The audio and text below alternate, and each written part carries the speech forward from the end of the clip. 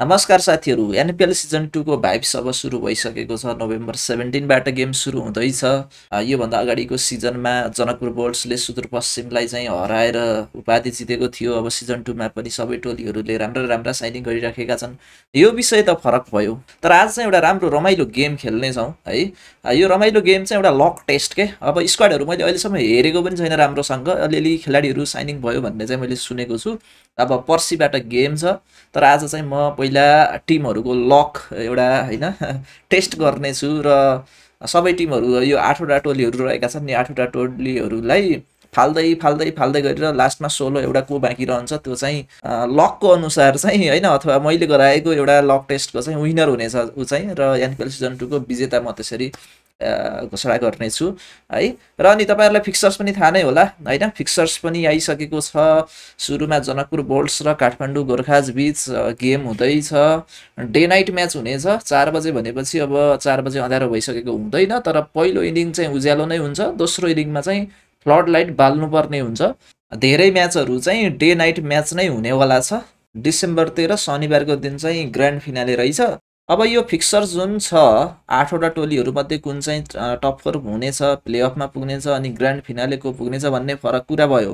तर म यो भिडियोमा चाहिँ एउटा लक टेस्ट गर्दैछु, कुन चाहिँ टिम लकिएस्ट हुँदो रहेछ त यत्तिकै अनुमान गर्दाखेरि। यो कुनै स्क्वाडको भनौँ न पोटेन्सियलको हिसाबमा होइन कि एउटा लक होइन, चेक गरौँ न भाग्य कसको बलियो छ है। त्यसको लागि चाहिँ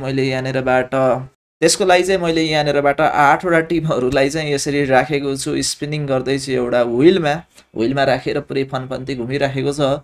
र अब म यहाँनिरबाट को टिम चाहिँ पहिला आउट हुनेछ म पत्ता लगाउँछु। ओके, सुरु गरौँ है त। सुरुमा कुन चाहिँ टिम आउट हुन्छ त? Let's go. ल ल ल ल ल ल ल ल कुन टिम चाहिँ पहिला चाहिँ लुम्बिनी लायन्स लास्टमा परेको थियो, यसपालि को पर्छ त? अरे अरे अरे अरे अरे कर्णाली एक्स आउट हुने भयो त साथीहरू, के गर्ने हो? हैट, इलिमिनेटेड। कर्णाली एक्स सुरुमै आउट हुने भयो। यस्तै होला त के लाग्छ? कर्णालीले राम्रो राम्रो साइनिङ गरेको छ है, तर यहाँ एउटा जस्ट एउटा स्पिनिङ गर्दाखेरि चाहिँ एउटा कर्णाली एक्स चाहिँ आउट भइसकेको छ। म अब दोस्रो टिम है त 8औं नम्बरमा आउट भयो, अथवा भनौँ न सुरुमा आउट हुने टोली चाहिँ यहाँनिरबाट पत्ता लगाइसकेको छ। अब हामी दोस्रो टिम पनि हेरिहाल्छौँ। दोस्रो टिम विनर को होला त? लास्टमा कर्णाली एक्स हटिसकेको छ है यो लिस्टबाट।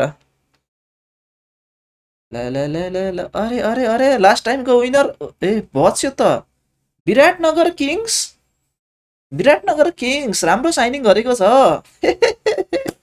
ल विराटनगर किङ्स पनि गयो साथीहरू, विराटनगर किङ्स पनि गयो। अब फेरि हामी अर्को एउटा टोलीलाई फाल्छौँ है त, कुन चाहिँ टिम आउट हुन्छ त। ल लेट्स गो। लास्टमा को बाँकी रहन्छ त्यो चाहिँ एनपिएल सिजन 2 को विनर हो है। ल ल ल ल को जान्छ च्याम्पियन यहाँ को होला त? Janakpur bolts. Back to back दुईटा जित्ने, हामी 3-4 वर्ष जित्ने भनेको थियो। लक टेस्टबाट त जनकपुरको त छैन त साथीहरू, जनकपुर इज आउट। अब बाँकी रहन्छ 5वटा टिम। तपाईँहरूलाई के लाग्ला? तपाईँहरूको टिम यहाँ छ कि छैन 5वटासम्म? ल अब हामी फेरि हेर्नेछौँ कुन चाहिँ टिम आउट हुन्छ त। इलिमिनेटेड लिस्ट हो, लास्टमा बाँकी जो रहन्छ त्यो च्याम्पियन हो।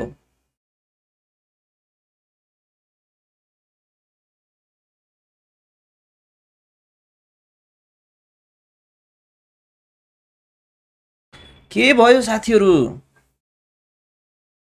हेर्दै जाउँ अब को विनर बन्ने छ है। अब हामीसँग बाँकी रहेको छ 4वटा टिम। को छ 4वटा टिममा? चितवन राइनोज, काठमाडौँ गोर्खाज, पोखरा एभेन्जर्स र सुदूरपश्चिम रोयल्स। यस्तै हुन्छ कि क्या हो?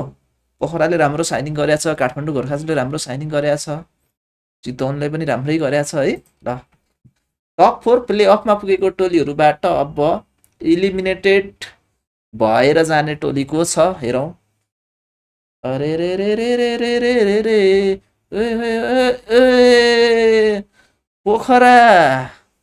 पोखरा एभेन्जर्स भएको छ 4th, आउट भएको छ पोखरा एभेन्जर्स। ओके,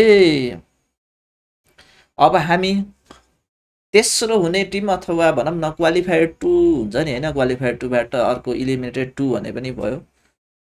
फाइनल छिर्नभन्दा अगाडिपट्टि को चाहिँ टिम यहाँनिरबाट आउट हुन्छ त, अनि फाइनल को बिच हुनेछ हेरौँ। 3टा टिमहरू रहेका छन्। 3टा टिमहरूमध्ये यसपालि त चितवनले पड्काउँछ कि क्या हो? काठमाडौँ गोर्खा सुदूरपश्चिम सुदूरपश्चिम सुदूरपश्चिम ओए सुदूरपश्चिम आउट।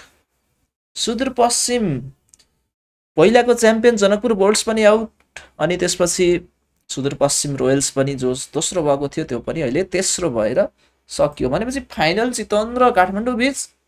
अरे रे रे रे, यो चाहिँ गजब हुनेवाला छ।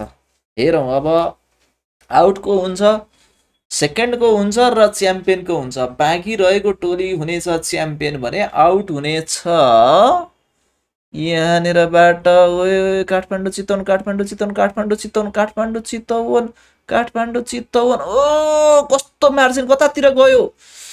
काठमाडौँ गोर्खा आउट र चितवन राइनो बनेको छ एनपिएल सिजन 2 को विनर। कुशल मल्ल के हो यसपालि त ट्रफी आउने भयो त साथीहरू। चितवन राइनो बनेको छ यहाँनिरबाट एनपिएल सिजन 2 को अल्टिमेट विनर।